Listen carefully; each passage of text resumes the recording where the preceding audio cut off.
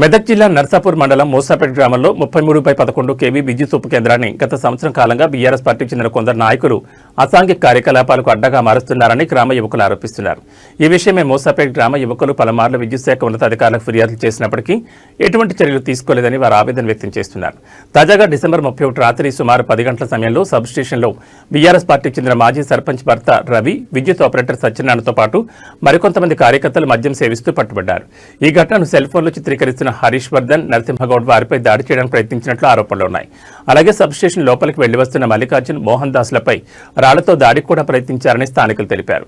ఈ ఘటన అనంతరం బాధితులు పోలీసులకు మరియు విద్యుత్ శాఖకు ఫిర్యాదు చేయడం జరిగింది.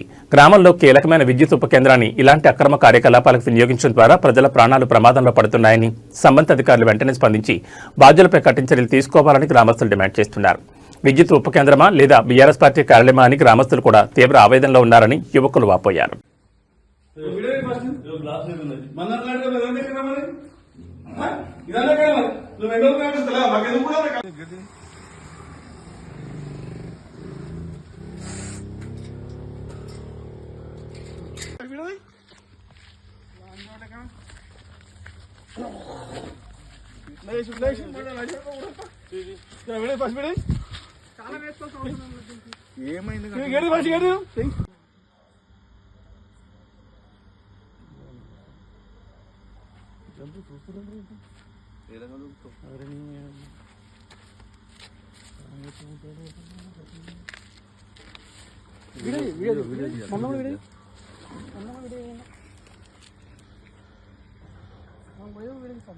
తీసురా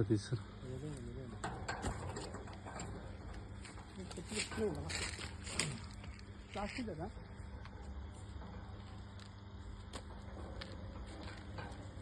ఏమని చూసుకోలేవు అందరం మనమే ఉన్నామే మంది మళ్ళా మనం పొరుగుడం లేవు మాటనే లేవు చూడు ఏం లేదే నా మాట నువ్వు కోపం చేసుకోమని చెప్పాను కోపం చేస్తున్నా బిడ్డ బయట ఆయన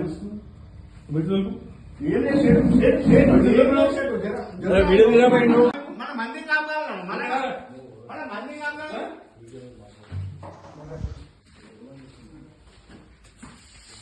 వస్తున్నాయి